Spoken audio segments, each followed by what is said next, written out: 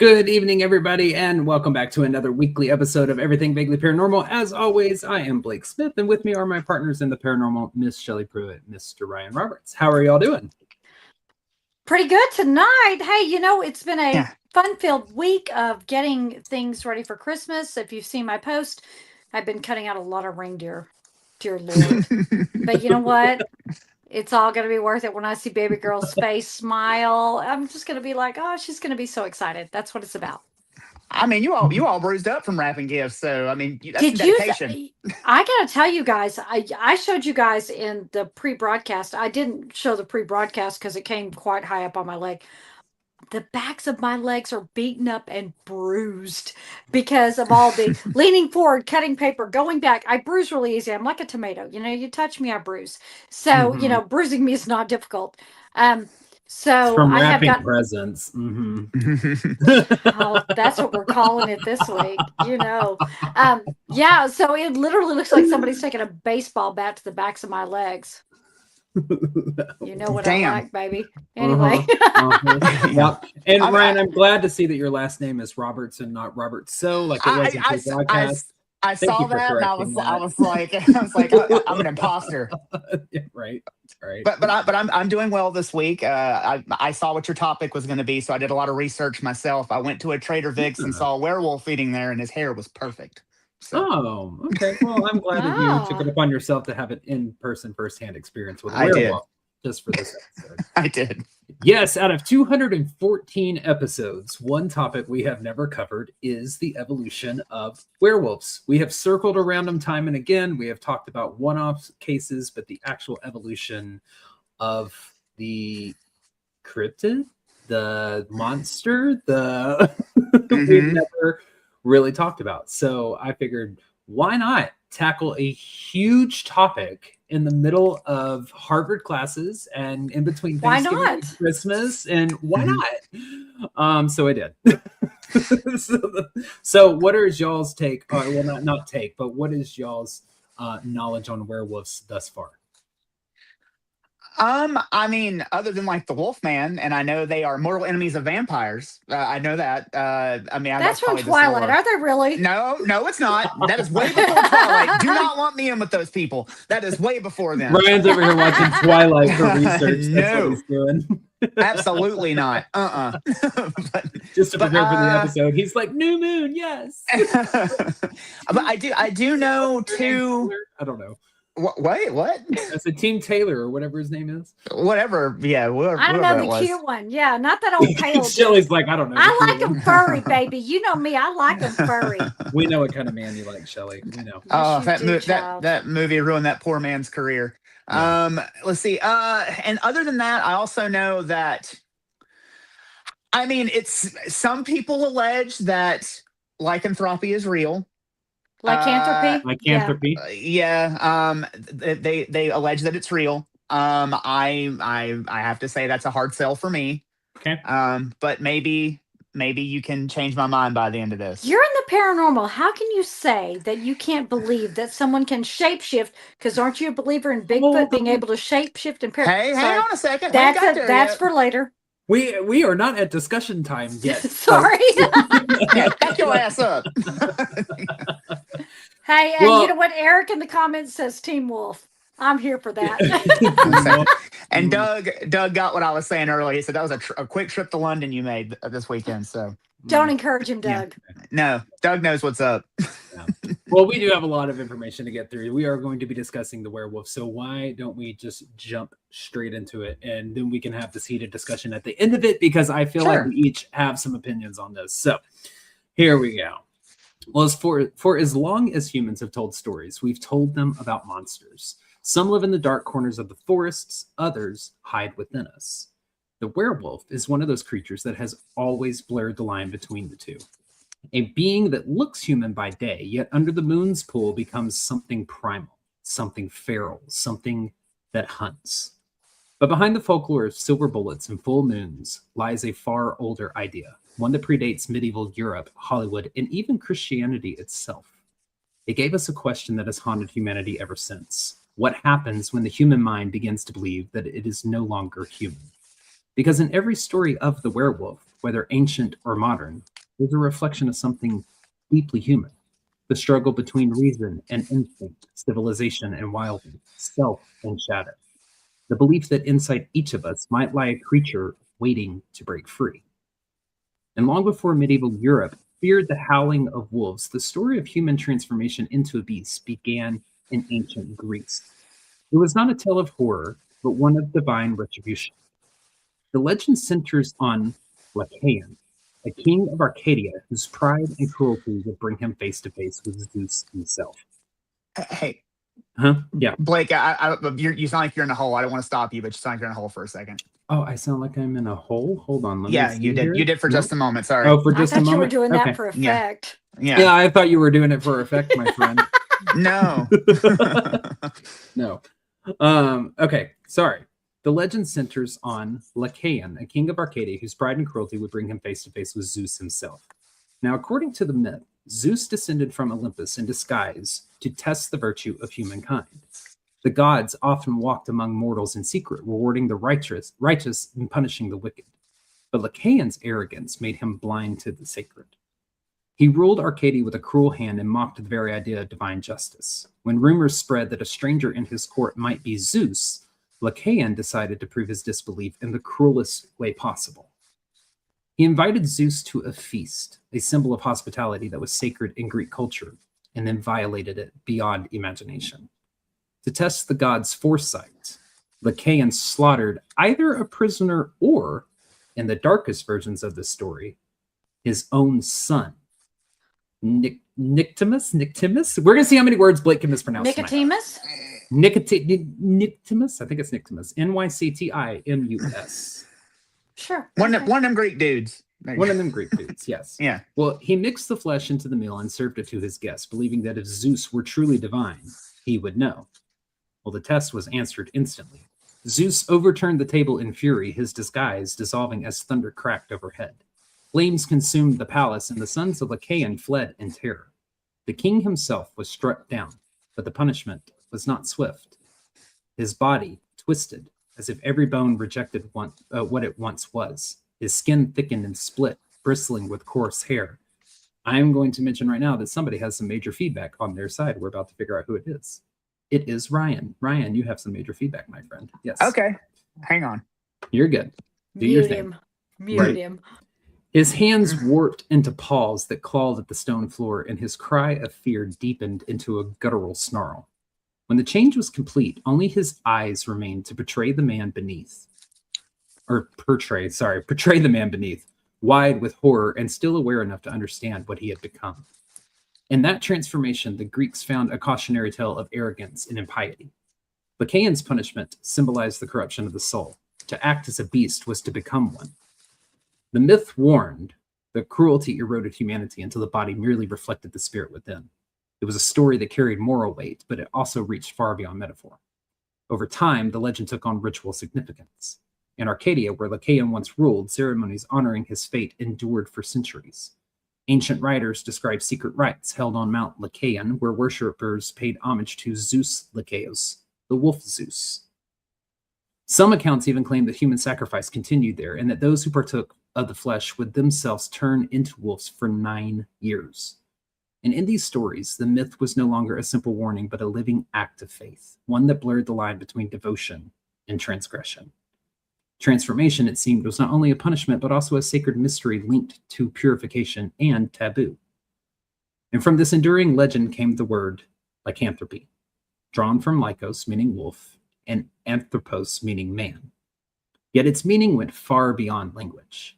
It reflected a belief that the human soul stood on fragile ground, always one moral step away from becoming feral, always at risk of losing the thin veil that separated man from beast. I'm always one step away from becoming feral. You are always one step away from becoming Absolutely. feral, Shelley. Absolutely. Wait. So this, you get this curse and it's for 9 years for real?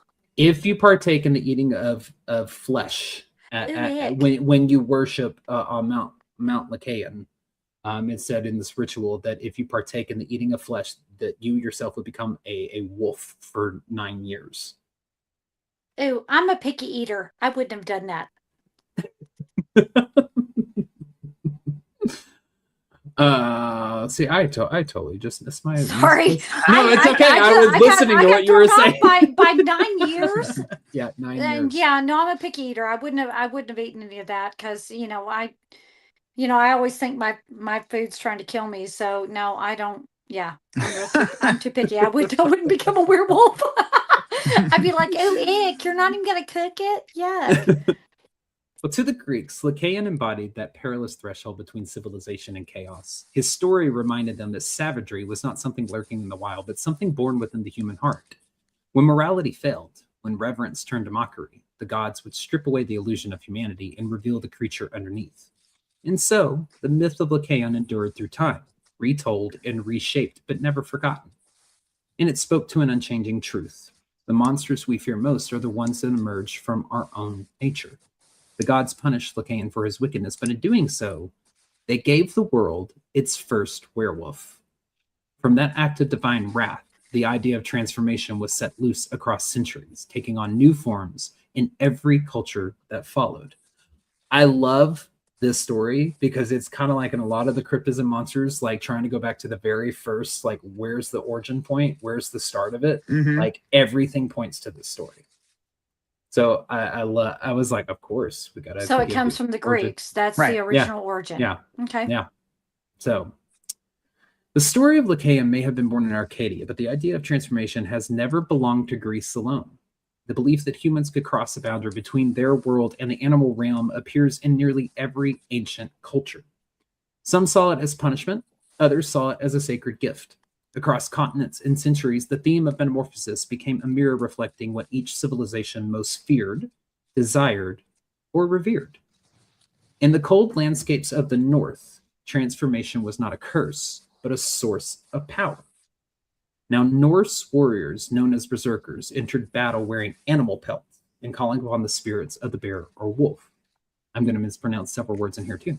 Those who channeled the ferocity of the bear were called berserkers, while those who took on the spirit of the wolf were Umfeldnar.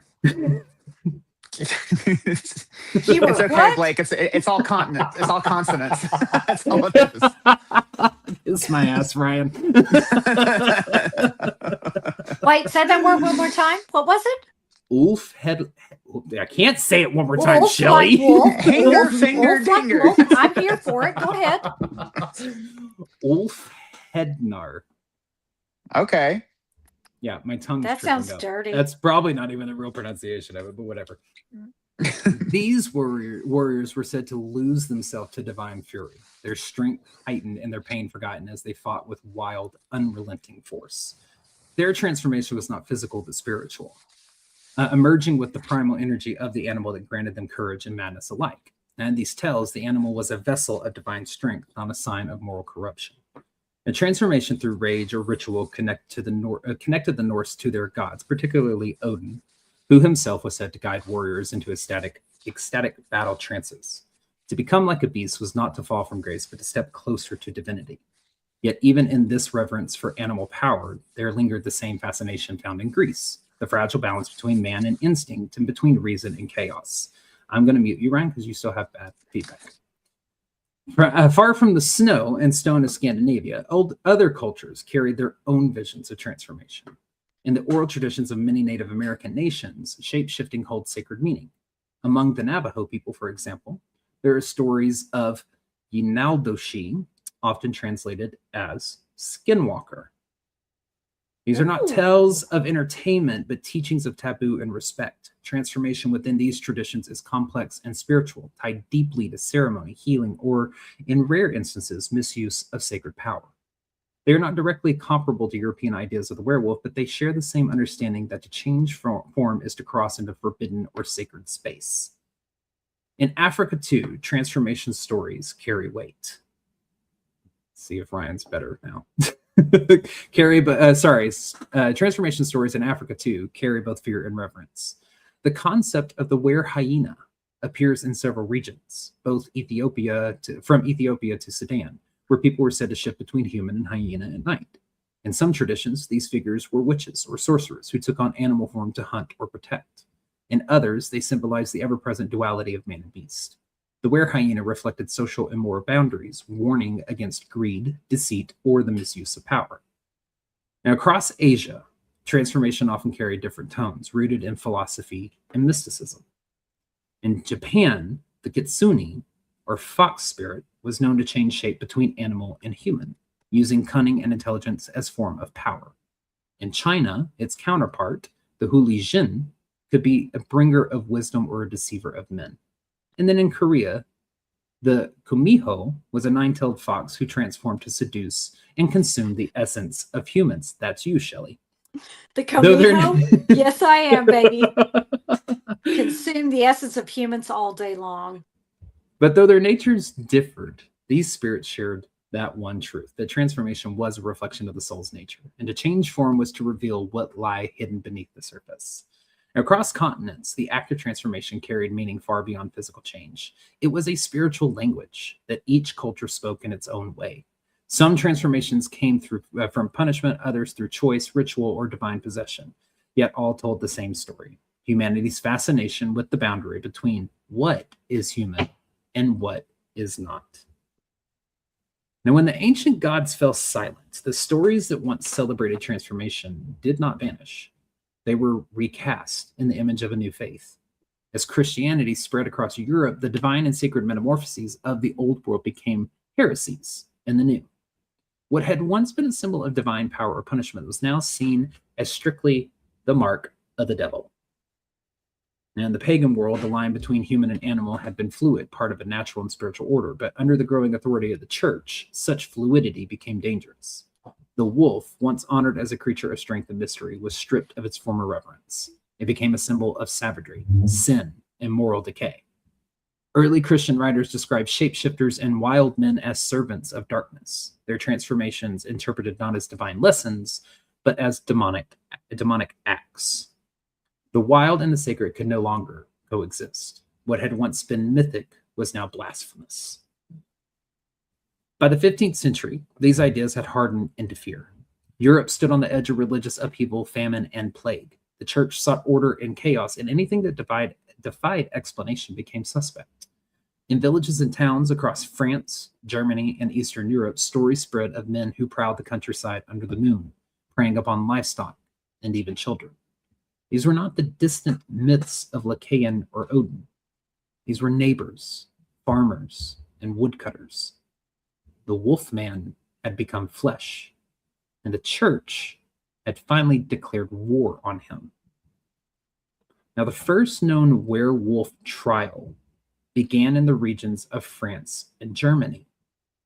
One of the most infamous was Peter Stump, a farmer from Bedburg, Germany, accused in 1589 of transforming into a wolf and murdering villagers.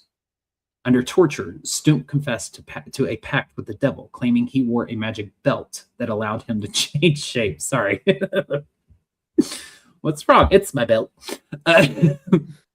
His execution was brutal and public, meant to reaffirm faith and instill fear. Now, across the border in France, another case unfolded. Zeal Garnier. Jesus, these names. The Heil, that's it. The Heil Garnier. Let me get this right. Known as the Werewolf of Dole, he was accused of similar crimes and met the same fate. And these trials were not isolated.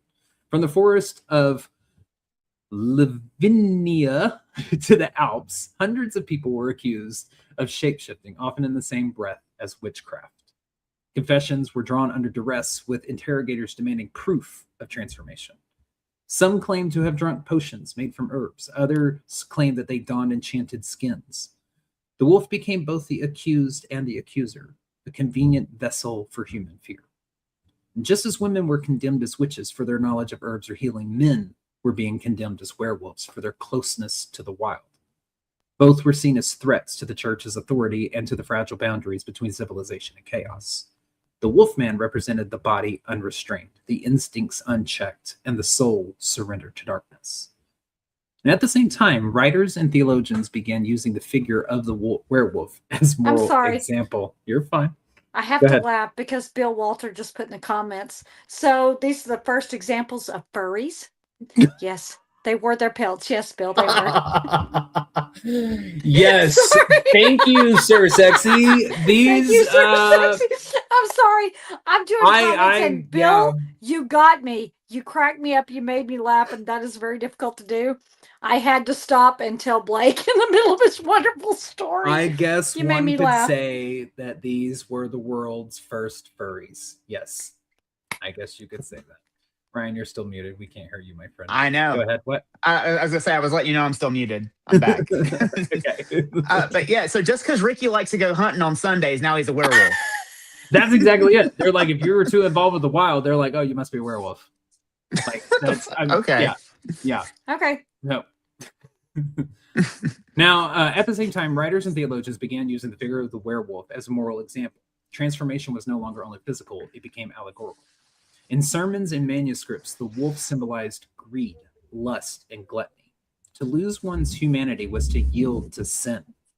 Medieval bestiaries depicted wolves as deceivers and predators, often describing them as creatures that stole the voices of men. The message was clear. Those who strayed from virtue risked becoming beasts in both spirit and form. Now, by the late medieval and early Renaissance periods, the werewolf had fully merged with the idea of witchcraft. The trials reflected a deep anxiety about control of the body, of the soul, and of society itself. The church's authority rested on defining what was human and what was not, what was divine and what was damned. To believe in transformation was to believe that the devil could touch flesh, and that belief was enough to ignite fear across generations. Yet amid the hysteria, a subtle shift began. Some scholars, witnessing the confessions and behaviors of the accused, started to question whether these transformations were truly physical or perhaps something else, something of the mind. Physicians and early natural philosophers began to study reports of people who believed they had become wolves. What had once been viewed as a curse of the devil was slowly becoming a puzzle for medicine. The medieval world had turned myth into heresy and fear into persecution, but as the age of superstition gave way to reason, the idea of lycanthropy would survive again, reshaped by science rather than scripture. The beast, once hunted in the forest and burned at the stake, would soon be studied. So by the late Renaissance, Europe stood at the edge of a profound intellectual shift. The centuries of fear, superstition, and religious authority that once shaped interpretations of strange behavior were beginning to give way to a growing curiosity about the natural world. The same events that had once been attributed to spirits or the devil were now being questioned by scholars who sought answers in observation rather than scripture. In other words, this is where they're like, hey, maybe we are doing something wrong. That's kind of the way that I see this. But court records from the 17th century show a noticeable change in tone. Judges who once condemned accused werewolves without hesitation began demanding evidence that could not be supplied. Torture, once used freely to extract confessions, faced increased scrutiny as philosophers and legal thinkers challenged its reliability. The growing influence of humanism encouraged the belief that truth required reason, not fear, and that the human mind was capable of error. Natural philosophers played a significant role in this change. They examined the world through study and reflection, believing that every phenomenon had a cause grounded in nature. Their approach shifted attention away from the supernatural and toward the human body and mind. Behaviors that had once been described as the work of malevolent forces began to be recorded as patterns and as symptoms or as signs of disturbance. In this climate of increasing skepticism, the idea of physical transformation from human to animal really began to lose its authority. And see, Ryan, I think that's where it rests, where you're going back to at the very beginning. Is that right. A lot of this thinking is what kind of helped dissolve that. Right. And it is interesting, though, like as we're going along, you're talking about how like the church was thinking people could actually shapeshift into animals and stuff. I am very interested. I don't know if you're going to touch on this later. Like when they come to America and they find out about skinwalkers, I bet like they freaked out, if they were thinking that was actually happening. Because I actually pretty much right as you had to dip out of the studio, I mentioned skinwalkers, and unfortunately, that's the only time that I cover it in this episode because that's a whole different right. But that link between witchcraft and the transformation, that's very skinwalkery. Well, accusations of werewolfism declined sharply as this new way of thinking took hold. Villagers still whispered stories, but courts no longer accepted them at face value. Physicians, not priests, were increasingly consulted when someone behaved strangely. The old beliefs did not vanish, but they no longer carried the same weight in the eyes of scholars and officials. Europe was shifting from a world ruled by fear to one shaped by inquiry. As this transformation unfolded, a new question emerged. If these individuals were not changing into animals, then what was happening to them? What forces could convince a person that their identity had altered so dramatically? As fear loosened its grip, curiosity stepped forward to take its place. And as Europe continued to drift away from the supernatural explanations, physicians began observing the people who claimed to have transformed. And without the pressure of theological judgment, scholars could finally focus on the behaviors themselves. It's like once the grip of the church let go, physicians and these scholars were like, okay, let's look at this person. Let's study this person. Right. What they found did not resemble the monstrous images preserved in folklore, but rather patterns of distress and altered perception. Early medical writings describe individuals who roamed the countryside at night, not in the form of wolves, but as humans convinced they no longer belonged among their neighbors. Some crawled on all fours or avoided standing upright, believing their bodies had changed in ways that others simply could not see. Others refused cooked food and sought out raw meat or carrion, convinced that their stomachs required a diet suited to an animal. What set these individuals apart was not transformation, but certainty. They believed their humanity had slipped away. Physicians began noting these cases alongside other disturbances of mood and behavior. Go ahead, Brian. What were we going to say? I wonder if how many of those could... You ever heard of pica before? Yep. So I wonder how many of those could be linked to pica, because maybe somehow someone thought that like their body started craving actual raw meat because they weren't getting something. And so since they started consuming raw meat, maybe they began to believe they were something else. And that's if what you led don't know down what this pica path. is, that is the urge to consume things that you should not be consuming, like nails or tree bark or things like that, that you wouldn't normally be in your dietary requirements. Okay. Yeah. A lot of the time, a lot of pica cases are dirt. Dirt, yeah, I know. Yeah. That could be for a lack of nitrogen, because there's lots of nitrogen in soil. Could be. You know? Yeah. Absolutely. Well, physicians began noting these cases alongside other disturbances of mood and behavior. In several regions, doctors described patients who howled or growled, insisting that their voices no longer sounded human. Some report heightened sensitivity to sound or smell, while others isolated themselves from family and community. These behaviors were often accompanied by sadness, agitation, exhaustion, or confusion, suggesting a deeper internal struggle rather than a physical metamorphosis.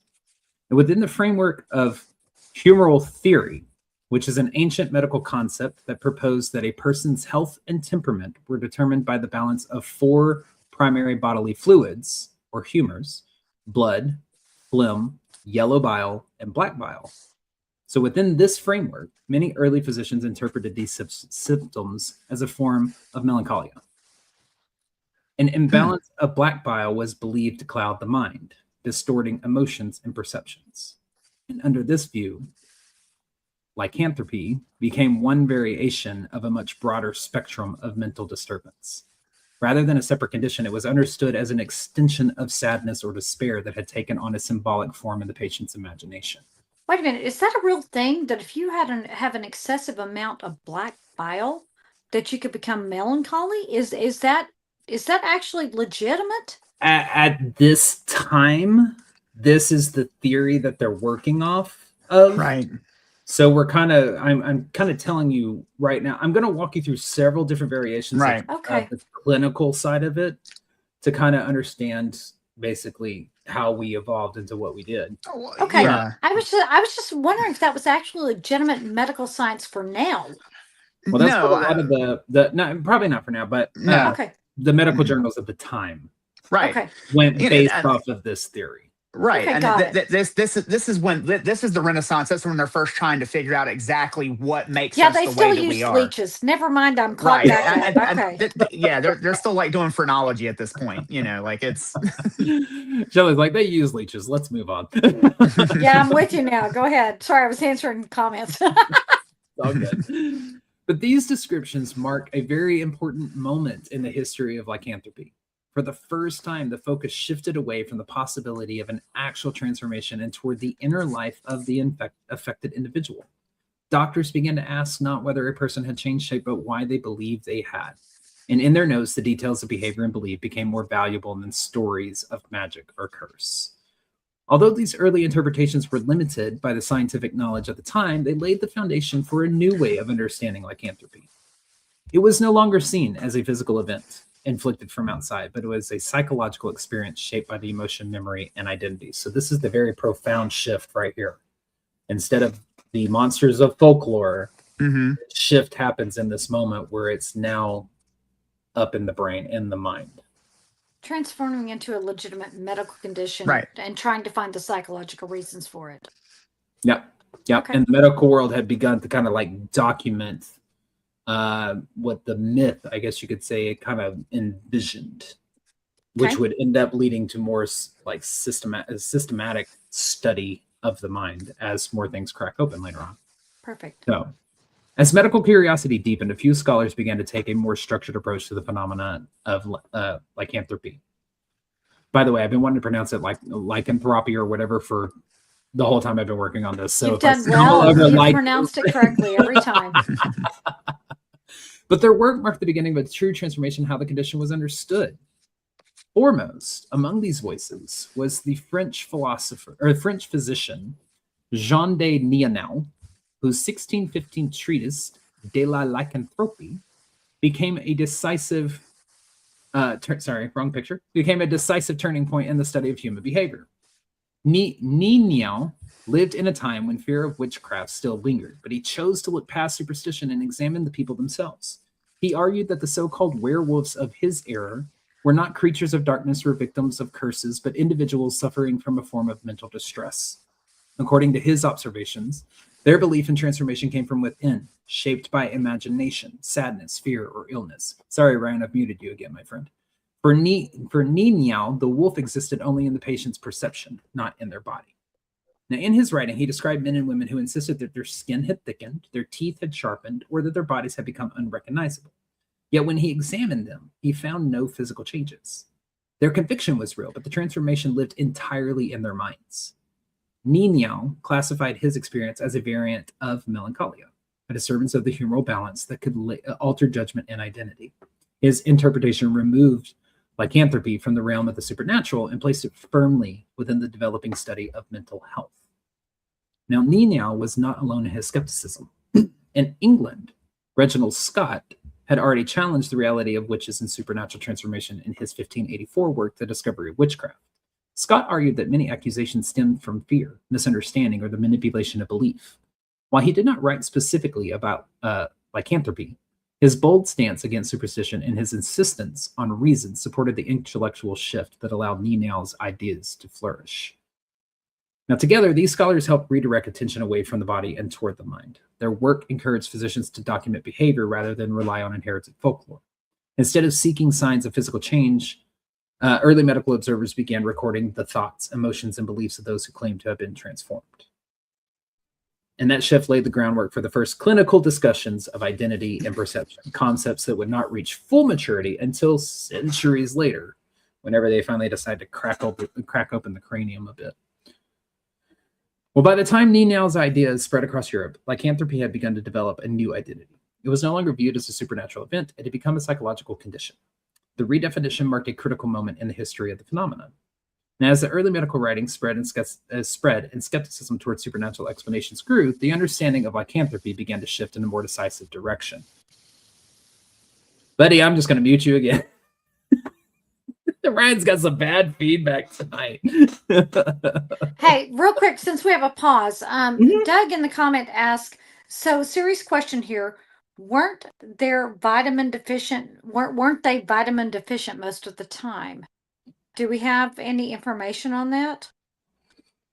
I was not specifically when it comes to lycanthropy and vitamin deficiency. I didn't see any of that. That wasn't a contributing factor to anything they had going on. Any kind of a mental instability, is that the right word for the situation they were in?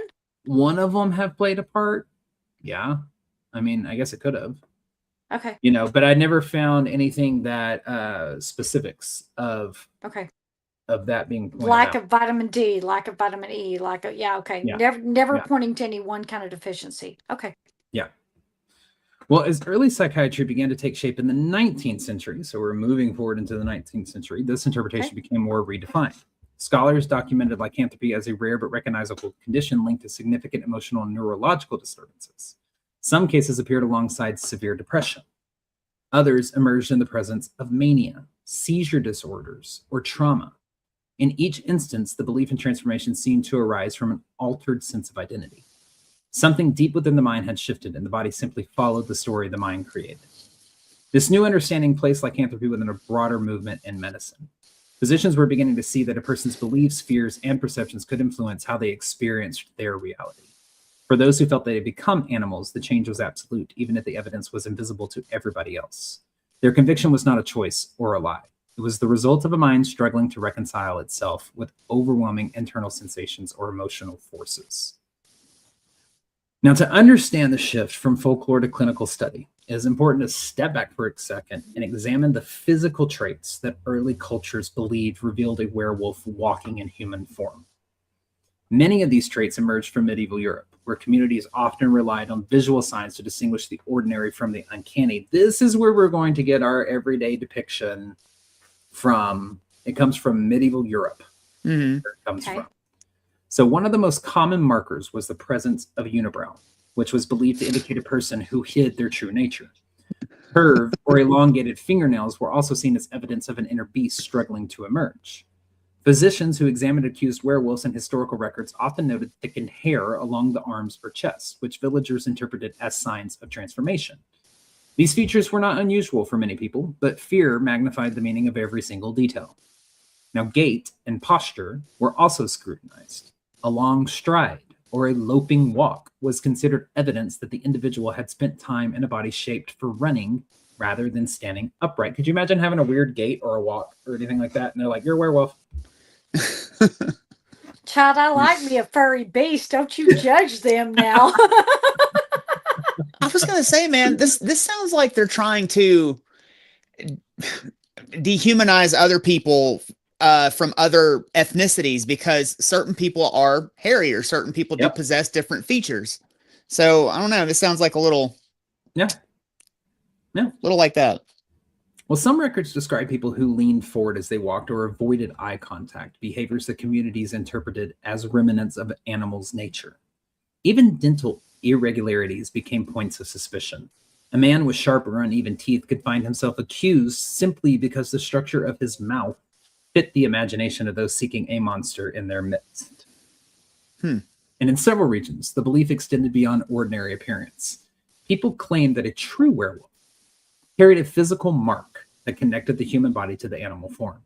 If a wolf had been injured during a hunt, the corresponding wound was expected to appear somewhere on the suspected individual. Birthmarks, scars, or unhealed injuries became signs of something more sinister. These associations were, like that one, Shelley. Yep, you're a werewolf. I mean, damn. One quick question: Are werewolves considered immortal at this point? No, because the lore and all that kind of shit of being able to kill them and everything. No, you can kill a werewolf even in this time, depending on what century you're in, depending on what region you're in. There's all different kinds of ways to kill a werewolf. Okay. So a birthmark like mine that's a heart shape right here on the center of my arm that's in the shape of a heart. I would be considered a werewolf because that is a strange birthmark. Yep. Well, these associations were not based in medical evidence, but they held tremendous weight in communities that relied on shared belief to explain danger. The face, too, was studied for clues. Historical accounts describe eyes that seemed too intense or too reflective, as if they held a predatory awareness. Such descriptions reveal more about the fears of the observer than the reality of the person being judged, yet they shaped countless accusations. In the absence of medical understanding, people interpreted the human body through the lens of myth. Every mark, every motion, every unusual expression became evidence of a hidden transformation. And while physical traits once guided suspicion, behavior often carried even greater weight in shaping accusations of werewolf activity. Communities relied on patterns they could observe, especially when fear and uncertainty lingered in the margins of daily life. Remember, the devil is alive and he's out to get you at this point in time. That's right. Yeah. Yeah. When someone began acting in ways that seemed at odds with normal human conduct, it was easy for neighbors to believe that a hidden transformation was unfolding within them. Nighttime wandering was one of the most common signs associated with the werewolf. Many societies believed that a person who roamed the countryside after dark was answering a pull stronger than human reason. Individuals who slipped away from their homes without explanation were watched closely, and any repeated absence became grounds for suspicion. Those who ventured into forests, abandoned barns, or fields alone were doubly concerning, since such landscapes were tied to wolves both in myth and in daily reality. We would be considered werewolves with where we go. I was Yeah. gonna say, damn, if you got bad teeth and like late night strolls, you're fucked. You like long walks down the back dark alley, you're fucked on this. Sudden aggression also raised alarm. Oh, A that's person, me. a person who normally behaved calmly but began showing sharp irritability or a tendency towards violent outbursts could easily be viewed as someone losing control of their human nature. Historical accounts describe individuals who reacted fiercely to small provocations or who displayed unusual strength during moments of anger. These incidents were interpreted as evidence that an inner animal was beginning to surface. Food preferences offered yet another clue. I mean, there's almost like no way around being accused of a fucking werewolf back then. Food Yeah. preferences offered yet another clue. In several regions, refusing cooked food or showing interest in raw meats was taken as a sign that a person's identity had begun to shift. Some records describe individuals who scavenged or hunted at odd hours, behaviors that seemed to mimic those of a wolf. Even something as simple as a sudden lack of appetite could be viewed through the lens of myth if it occurred alongside other unusual traits. You just can't win. So if you eat, you're in trouble. If you don't eat, you're in trouble. Yeah. Exactly. Isolation was also seen as meaningful. People who withdrew from their families, avoided social gatherings, or spent long periods away from the community were often viewed with suspicion. Solitude was associated with secrecy, and secrecy was connected to hidden transformation. The more a person separated themselves from daily life, the easier it became for others to imagine that something had changed within them. We ain't done yet. I'm giving y'all the whole freaking checklist. Okay. Okay. Sound also played an important role as well. Reports of hearing growls or howls near a suspected individual's home fueled fear, especially when no one could determine the source. If the noises echoed during nights when the suspect was absent, the connection seemed even stronger. The human mind seeks patterns, and in eras shaped by folklore, those patterns often pointed toward the supernatural. So you're just fucked back then. Right. I mean, and if somebody hears you and your wife getting your swerve on, I mean, they might think you're a werewolf. Maybe you like to howl during sex. Right. And they don't have an explanation. Who knows, man? Wild. You just all of a sudden, "Arr," like right as you climax, and then all of a sudden you're a fucking werewolf, man. You're just getting it on with your spouse. Like, fuck. A quick growl You in did the that, ear or child. something. I'm kicking you off. I ain't trying to be rude or nothing. You go to howling. Yeah, okay. Ding. No. Oh, Lord. Anyway, sorry, I'm skipping over some because I just realized I didn't take part of my notes out that are repetitive. I apologize. We're not done yet, though. The landscape also played a role in these beliefs as well. Regions marked by stories or haunting of sacred histories carried reputations that shaped how people interpreted these events. Someone who spent time in an old clearing forced a forgotten threshold, or slept in a place considered spiritually charged, was believed to have opened themselves to forces that did not touch everyone. If they returned uneasy or changed in some visible way, the environment was seen as the cause, not coincidence. And then again, more injuries are listed as well with, if you stab a wolf and then a man has the same, you're a werewolf. I'm telling you just couldn't fucking win back then. No, so I mean, this sounds like the original HOA is what this sounds like. Like they're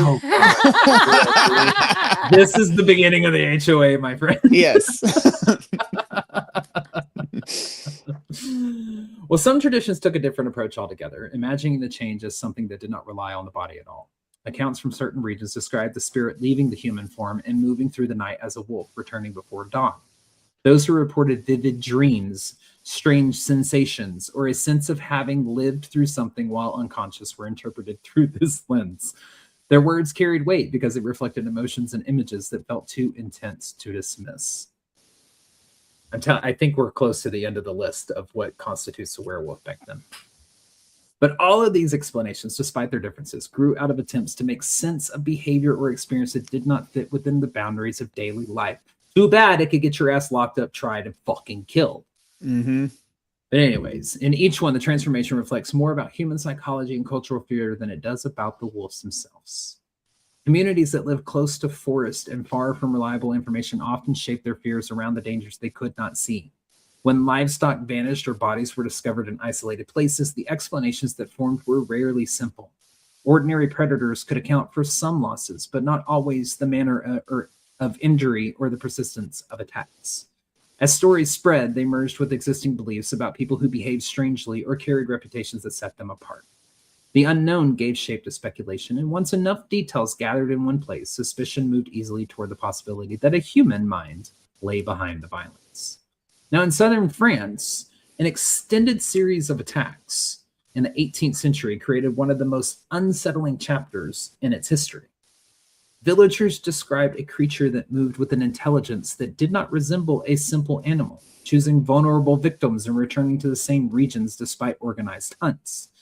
The involvement of soldiers, hunters, and even royal attention added weight to the fear already gripping the region. Each new attack deepened the sense that something more than a wolf prowled the rural landscape. And the official reports that survived revealed the confusion of people who were trying to explain violence they could not categorize. But for more on this, check out episode of ours 130, Hunting the Beast of Gévaudan, that Shelley covered. That's right. Mm-hmm. It was, in fact, considered a werewolf.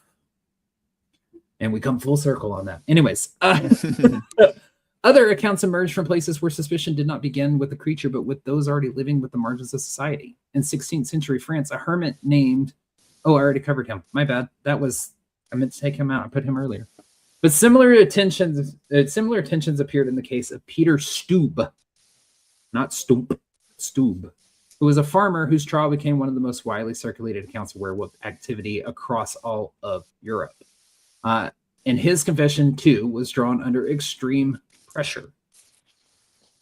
So, and then once that happened, it ended up circulating a lot of pamphlets. These pamphlets preserved a lot of the details, showing how these legal systems and public imagination intertwined when it came to these werewolf trials. But not every case relied on fear of an outsider. In one incident recorded in France, authorities found a man named Jacques Roulet near a mutilated body and covered in blood. Jacques Vallée, yeah. He admitted, yes, Jacques Vallée. Yes, Jacques Vallée. Why not?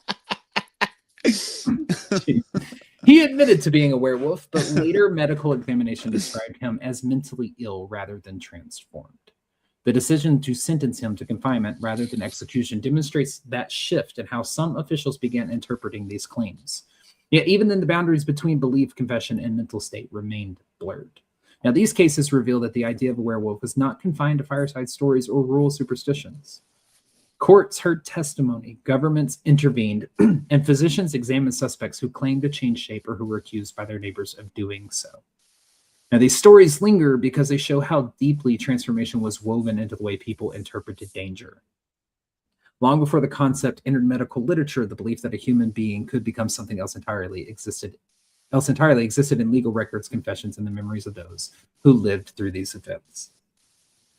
Now, when lycanthropy entered the language of psychiatry, its meaning changed in a way that separated entirely from the folklore that shaped earlier centuries. Now, I know that a lot of this is going to sound a little bit repetitive, but this is actually a brain scan that I was able to find of somebody who said that they were suffering from lycanthropy.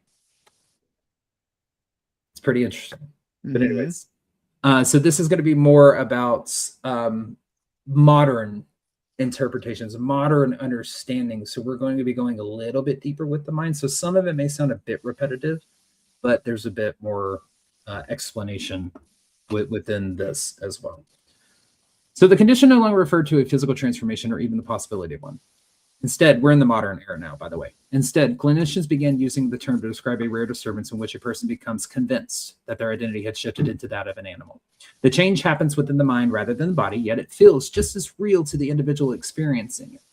And their conviction is not rooted in the imagination or storytelling, but in a deep certainty that something fundamental about who they are has altered. Some people describe feeling their bodies stretch or contract, while others insist that their senses have sharpened in ways that nobody can perceive. That can be sight, smell, taste, hearing. Sight, smell, taste, hearing. Yeah. Even some, I found a couple where, what am I trying to say?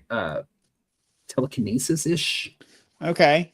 Like PK The type ability stuff. to move things with their mind? There have been some that when it comes to Really? like this shift within their body, within their mind, it's just that there's such a profound shift in something that's happening that they truly believe that their body is no longer human. Go ahead, Ryan. So they think that but this has not been observed in a lab setting. They just feel this way. This is Right. the subjects reports. Basically the subjects. Yeah, the subjects report. Okay. Notes that are being taken from maybe a psychiatrist or something. Okay. So a patient now might also claim that their face has completely changed shape or that their hands no longer belong to a human body. These are things now that they start looking for modern times to describe clinical lycanthropy. I almost mispronounced it, but I did. You got it right. But because the phenomenon is so rare, psychiatry treats it not as a separate disorder, but as a symptom that appears in the context of broader mental or neurological conditions. This is where it may sound a bit repetitive, but there's a bit more here. It often emerges alongside very severe mood disturbances, psychosis, or states of intense emotional distress. That is your modern definition of it. In these moments, the mind can reshape a person's sense of self with a force that feels beyond their control. The belief that they have become an animal becomes a way of giving form to that internal shift, turning an overwhelming psychological experience into a story the mind can actually grasp. So basically, they're trying to put context to what they're experiencing. Right. Maybe it's something like, my anger is so bad, my rage is so bad, this is not me. And so they put it into something like a wolf, a predator. Okay, I understand. I'm with you. Yeah. But what distinguishes clinical lycanthropy from earlier ideas of transformation is the recognition that the experience does not require a change in appearance or behavior that others can see. That's the biggest difference from old clinical lycanthropy to now. It exists now entirely within the realm of belief and perception, yet it holds enough power to shape how a person moves, speaks, and responds to the world. The certainty that something has shifted can feel absolute. And in this sense, clinical lycanthropy offers a window in how profoundly the human mind can alter its understanding of the self, especially in moments of psychological distress. So now it's more or less alongside major psychological shifts within your brain, severe trauma, severe depression. Just all of a sudden, people latch onto a story and they go, maybe I've never experienced this before, but now all of a sudden I have no definition for this. I need an understanding. Oh, it's a transformation. It becomes a coping mechanism, right? For Yeah. lack of a better explanation, right? Yeah. Okay. Yeah. God, there's so much repeating. Sorry.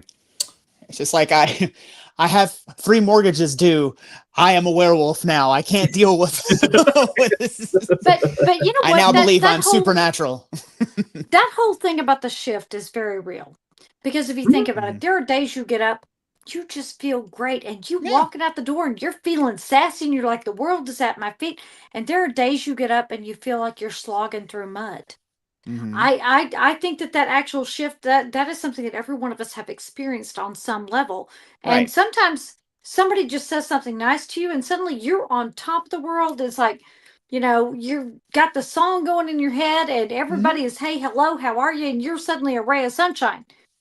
So yeah, I believe those shifts are very real in your brain and that it doesn't take much to take you from point A to point B or point A to Z at the very bottom or the very top. So, well, makes sense.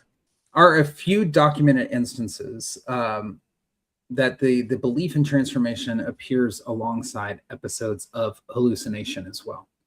So it may not be that the person themselves at this point is growling or howling, but the patient might hear growls that seem to come from within their own chest, or see their reflection shift into an animal form. So now it's more about like doctors are kind of looking at it now as like, when you're saying I heard growling or I've been howling or whatever word to cover, is it you? Is it, I think any of those forms, they're adding onto it kind of an addendum, if you will, that they're like, no, I hear growling coming from within me. So they may not be making the growling, but there's a hallucination of hearing the growling coming from within. Right. I would be curious to know what they were experiencing emotionally at that point, because we have all been through that point in our life, whether we lost a loved one to death, to a dissolution of a marriage, to a breakup, where we have released that inner guttural pain, and you have just done that painful howl that comes from somewhere that you didn't even know you had, something primal and painful, and you just release it. And at the time, whenever you hear it, you can't believe it's coming from you. So I wonder, these people that are feeling this, what was their emotional state at the time? And that particular sound always comes in a moment of grief, of intense pain, sadness, loss, and basically breaking points. So of course, these people will say, yes, they hear it. Do they realize it's coming from them? And I will tell you, I have stood in a bathroom and I have cried and I have looked up and not recognized my own face. So again, I'm curious as to what the emotional status was of those people in those moments when they said that they heard this sound and they saw a different reflection. Was it in a moment of intense grief?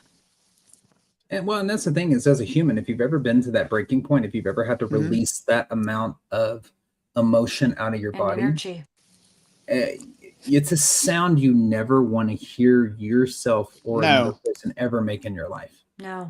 It's the saddest sound that anybody could possibly make, in my opinion, when it's just this breaking point, when a person truly breaks. So I can understand where that would come across as like growling or howling from within, and not understanding, because when it happened to me, I had never heard myself make that sound before, but it was at the lowest of lows, and it was such a breaking point, and it was an intense emotional release where there was a lot of tears, and I just had to sit there and let it come out, so to speak. So I can see where that would be truly disturbing, and like to somebody who may be having other psychological distress going on, how that could be switched over to, what the hell was that? Am I like transforming in a way? Right. Well, and that, and what you were talking about, like some of the symptoms of being a werewolf that they came up with earlier, like the isolation, the pattern changes, the not eating, the increase in appetite. When you're going through it, you don't know what the hell you're going to do. And you could change your pattern. You could want to be by yourself. You could be like, your sleeping pattern changes. So I'm up all night and sleeping during the day. Like it's just one of those things. So I think you're kind of onto something, Shelley, with like the psychological, like where are they at? Because this sounds like someone under a lot of duress to me. Intense grief of some sort, because, I can directly relate that, whenever I get into that intense grief cycle. And of course, when my grandmother passed away, that was a huge one. I don't think I ate for like a week. I would have a chip here and, a swig of a soda pop, because my pain was so great that there was nothing I could do to release that. And I heard myself make that guttural, primal scream that just had to release all of this sadness, anger, fear, resentment at losing her, and yet that love and pain for the loss. And I didn't recognize myself in the mirror. I didn't recognize the noises I was making, and that amount of release of energy. I couldn't eat, I couldn't sleep, I couldn't do anything. And so that's why I'm asking, what is the emotional state of these people? I'd be very curious to know. Well, let me get through this next section. Maybe it'll add a little bit of light of how your brain Not trying to jump your story. No, you're fine. I actually don't have that to be able to give you, honestly, in a lot of the cases that I was able to find of what the mental state of these individuals was. I was able to find kind of a breakdown process of how the brain can shift, and that's what I'm about to go through right now. And let's see if maybe it might shed a little bit of light here or there. So neurological findings add yet another layer of understanding. Now, the human brain maintains a complex representation of the body that involves the somatosensory cortex, the parietal lobes, and the networks responsible for integrating sensory input. When these systems function normally, they create a stable sense of physical form. In some clinical cases of lycanthropy, imaging and neurological assessment suggest irregular activity in these regions. Distortions in body mapping can cause a person to misinterpret ordinary sensations, such as changes in posture or tension in the muscles, as evidence of a physical shift. The brain treats these misinterpretations as genuine, and the individual accepts them without question. Now, delusional interpretation often builds on these neurological disturbances. A sensation that feels unusual becomes the starting point for a belief that feels inevitable. This process is observed in several related conditions, including clinical zoanthropy, in which individuals believe they have become animals other than wolves, and other misidentification syndromes such as Capgras or Cotard, which are two different. One is decaying walking flesh. The other one is of the dead. They believe they're either decaying flesh or they are the walking dead, in other words. Now, these disorders share a pattern in which the brain fails to reconcile conflicting information about identity or physical state. In the case of lycanthropy, the mind resolves this conflict by anchoring the experience to an animal identity that aligns with the individual's cultural background or personal associations. Emotional stress can intensify this process. When this person experiences trauma, grief, or prolonged psychological strain, the systems involved in regulating emotion and perception become more vulnerable to distortion. And under all these conditions, the brain may generate symbolic interpretations of internal experience. Although the symbolism is shaped by culture, the underlying mechanism is rooted in the way emotional and sensory information becomes entangled. The belief in transformation becomes a way for the mind to organize this overwhelming input into a single coherent explanation. So maybe that's how the brain kind of wraps itself around all the shit that's going on inside of a person. So neurological studies on related disorders offer further insight into why the belief persists even when physical evidence contradicts it. When the frontal regions responsible for critical thinking and self-evaluation are impaired, the ability to question a fixed idea weakens. The person is not choosing to believe, they are transforming. Their brain is unable to challenge the conclusion that has formed. And this combination of sensory distortion, emotional disruption, and impaired insight creates a stable framework in which the belief can continue without external reinforcement. So kind of gives you a little bit of how the brain works in this process of building this idea that, oh, I've transformed into a werewolf. So although clinical lycanthropy can occur without any conscious reference to folklore, the wolf remains one of the most common identities adopted by individuals experiencing this condition. This pattern does not arise from myth alone. It reflects the way cultural imagery shapes the vocabulary the mind uses during episodes of psychological disruption. People draw unconsciously from symbols that hold emotional weight in their environment, and the wolf has long represented instincts that feel separate from ordinary human behavior. When identity fragments or becomes unstable, the mind reaches for those images that capture that intensity of that internal shift. And the wolf is almost always a familiar framework through which to explain it. The archetype also endures because it reflects qualities that align with the emotional state seen in clinical cases. Many individuals who experience this condition describe heightened agitation, restlessness, or impulses they cannot fully control. These sensations fit easily into the cultural image of the wolf as an embodiment of instinct and fierce autonomy. When ordinary emotions lose structure and begin to feel overwhelming, the mind may interpret them as signals of that transformation. And cultural recognition plays a significant role as well. Even in modern societies where werewolf legends are not taken literally, the image remains deeply rooted in stories, media, and shared imagination. The mind does not need to believe in the folklore for the symbol to surface during psychological distress. Individuals experience identity disruption often rely on whatever imagery is most accessible. So it's kind of why it's like all these people go towards the wolf. Why does the werewolf exist or persist? Is because the wolf is this feral thing. It's the primal thing. Yes, it's primal. It's a predator. Yeah, absolutely. I'm with you. Well, when clinicians treat lycanthropy, they do not focus on the belief itself so much as the conditions that give rise to it. So we've gone through the breakdown, how it happens, why the wolf. Now, how do we treat it? The transformation the patient describes is understood as a symptom, and treatment begins by identifying the underlying disorder that has altered their sense of reality. In many cases, this involves managing severe mood disturbances, psychosis, or neurological irregularities that distort perception. Antipsychotic medications, mood stabilizers, or antidepressants are often used to restore balance in the systems that shape thought and sensation. And as these treatments take effect, the intensity of the belief usually diminishes, and the individual begins to reassess the conclusions they once felt certain about. Which obviously that goes into more of your neurological conditions, being able to undo basically everything that I walked you through, so to speak, through therapy, through all of that kind of stuff as well. It is a very deep process. I went like knee deep into it. Right. So it's a very lengthy process. If you need a cure clinical lycanthropy, I'm your guy. Not really. I'm not. No, don't come to Blake. Go to a real doctor. Right.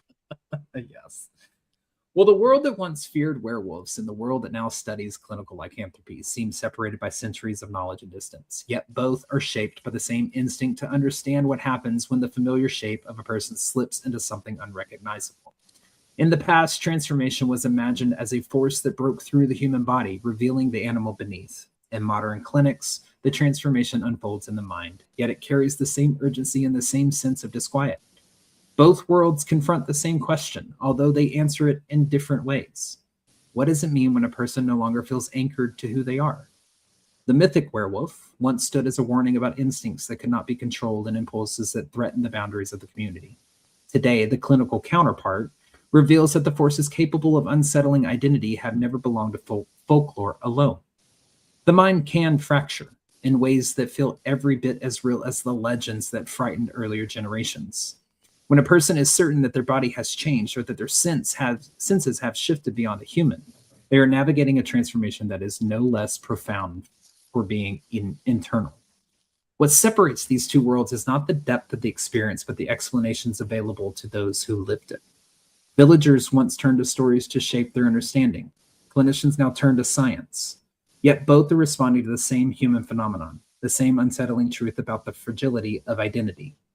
Whether imagined as a physical metamorphosis or understood as a disruption in the mind's ability to recognize itself, the transformation speaks to a fear that has endured across time.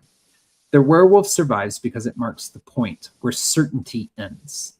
In folklore, it waited in the forest. In medicine, it appears in the quiet confusion of a patient who cannot trust their own perception. The shape has changed, but the truth beneath it has not. Human identity has always lived closer to the edge than we care to admit.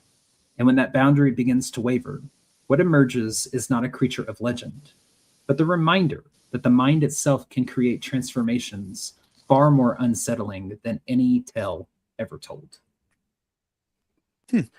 And that is about all I can find on lycanthropy. I think you did a great job covering it. Without going more and more and more into repetitiveness and everything. Sorry, I know it got a little bit repetitive there for a minute, but I wanted to try to show the difference between then clinicians then understanding it and now in a more modern sense. Well, today we look at it from more of a psychological disorder because for the most part, I've never seen it. Doesn't mean it didn't happen. People don't generally just shape shift into something else. So we have to address it as an issue of the mind. So yeah, I think it goes from being folklore and superstition into being able to be addressed in a clinical setting by physicians as this being something, because we all know our minds and our brains lie to us all the time. All the time. They make us believe that there's somebody outside our house when we hear a noise, which makes us go turn on the lights and look outside. They make us believe somebody loves us when they don't. They make us believe that, we're being followed when we're not. So it's one of those things that your brain lies to you constantly. And it becomes a struggle every day for anyone to understand the difference between what is real and what is not. So I can totally see how if someone who was caught in the delusion because of their emotions, that they didn't recognize themselves because their brain was lying to them. I can totally believe that they would believe that they had shapeshifted into something else. Yeah. Mm-hmm. Blake, did you get a chance? Because I know there's a famous Warren's case about lycanthropy. Did you get a chance to look into that while you were doing research? I think Blake and I listened to that, did we not? One time driving home from a location. What I want to know what your opinions are on that. What do you think? Do you think that guy was suffering from the medical definition that we just defined as lycanthropy? Lycanthropy. Well, whatever. See, like, I'm not mispronouncing it tonight. Ryan is, though. I love it. But so, like, do you think he actually possessed that particular medical condition, or do you? Because I know they were trying to frame it. Yeah, they were trying to frame it as like a demonic case and all that kind of stuff. And yeah. Yes, I do know exactly the case that you're talking about. I actually have a book over it. Mm-hmm. It is the only case that I believe Ed and Lorraine Warren covered where it talks about a werewolf. And in that book, it is the way that they try to frame it is they try to obviously take more of a haunting, paranormal, demonic, a demonic edge thing. to it. Right. That is clinical lycanthropy, 100%. This man and the way that he describes some of the things that happened to him and his understanding of them, it is the pure definition of what I just read you. Mm-hmm. It is psychological stress. It is emotional distress. Right. It is the disruption in the mind. It is the shift within the mind that he gloms onto and starts believing that he is actually making physical transformations and harming people and doing things to people. And therefore they kind of declares himself like a werewolf, if you will. It is I'm not gonna lie, it's a hard read. Actually, let me take that back. I'm just gonna flat out say it. It's a boring as fuck read. Sorry, but we also listen to a podcast over it. Listen to a podcast over it as well. The podcast, if you want to read that book, go listen to a podcast over it because the book is boring. I'm not gonna lie, the book it drones on and on and on, and a podcast is way more better. I'm not afraid of. I'm not going to tell you I'll go buy a book whenever I myself found it boring.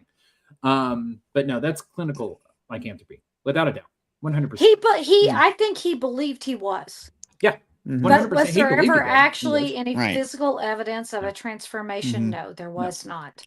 The only interesting part of it that I really couldn't quite explain, which I mean, you can when you talk about adrenaline and all this stuff. If he is believing at a point in his mind that he is having a physical transformation and his body is about to undergo this transformation, there was at one part in the book that they're talking about it taking 6 grown men to hold this one man down. The strength, right? The strength. Right. Now, I understand the superhuman strength can happen under adrenaline, can happen under all of these rushes. Extreme stressors, right. Mm-hmm. Right. So, I don't know. That was one thing I was like, wow, that's kind of interesting. Right. You know? I mean, but even with the clinical definition that we just went through, you know, your brain is doing wild things and it could possibly kick in your fight or flight sensation when there's no reason for it to be kicked in. And that could be the reason why it took 6 grown men to hold him down. But that's the same reason why a teeny tiny 5'2" mother whose child is trapped under a car can suddenly lift that car. Lift the car, yeah. Right. It's all adrenaline. And if he believed this was happening, it terrified him. It scared him. It suddenly pumped his adrenaline. Right. Yeah. I mean, we've all done things that we thought we could never do when our adrenaline got pumping. You know, so again, that's all psychological still. Right. Right. And so, like we were talking about at the beginning of the podcast, like where I don't necessarily believe in like real, like lycanthropy or lycanthropy, whatever it is. Whatever. So either werewolves. Yes. I do think like, I do believe in it in a medical sense, like we just talked about for sure. I don't believe in it in like someone's actually changing into a friggin' wolf, you know? So yeah, that's me too. I mean, werewolves, they've always been fun to watch in movies and fun to think about, you know, all that kind of shit. But as for somebody, let's say on this screen, like, oh, I'm a werewolf, you know, and y'all just go transform into a wolf or werewolf, like that to me is not. Yeah, wait? Can there be what's a female? Is it a she wolf? A she wolf. She wolf. Can there be a they wolf? No, That stop could be. it. Why not? Why can't Shelly? Why can't there be a spectrum of wolves? Hey, exactly. Don't we We're have all enough inclusive wolves? here. Don't we have We enough are wolves? we are all inclusive of our werewolf, Shelly. Mhm. Okay, There can be they-wolf. werewolves, he wolves, wolves, There's an man, she airwolf. Why wolves, can't there they be a wolves, they-wolf? them wolves. We're all inclusive of it. One Absolutely. one wolf, two wolf, redfish, blue wolf. What? One You wolf, dropped two your wolf, red wolf, you blue dropped wolf. your pattern there, but it's okay.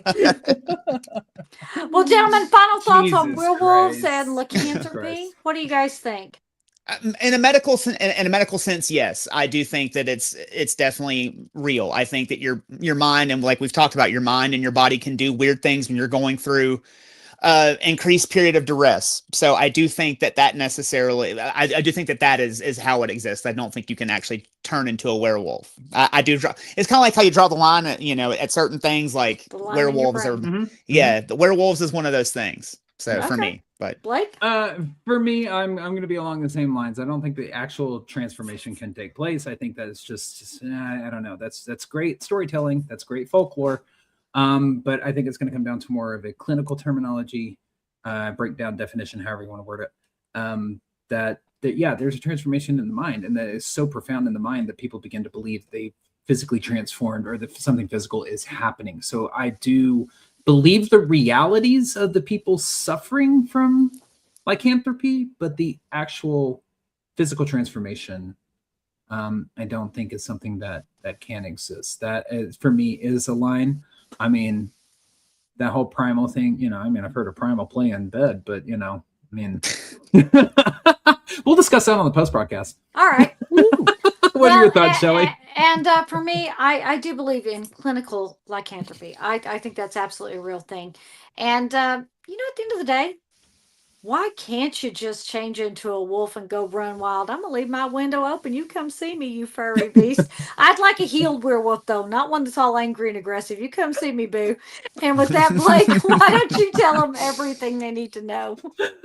All right, y'all, bear with us. We got a couple of announcements that we want to make. If you want to support the show directly, check out our Patreon page, patreon.com/EVP podcast. For just $5 a month, you'll unlock over 450 Patreon exclusive videos, including the pre and post broadcast, which are the 30 minutes before and the 30 minutes after this live broadcast. So you are getting an additional hour with us each week.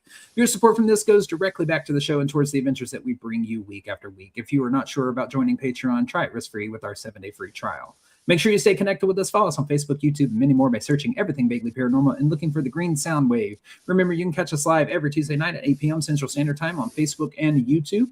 Make sure you subscribe to our Eventbrite page to be notified when public investigation tickets go on sale, because we're about to be planning out our 2026 public investigations. And we're going to be releasing tickets a bit different and going to hopefully a few different areas. So yeah, make sure to go give us a follow over there. And also don't forget to check out our merch store for all your merch favorites, t-shirts, coffee mugs, stickers, pillows, hoodies, and so much more. That link is everything-vaguely-paranormal.creator-spring.com.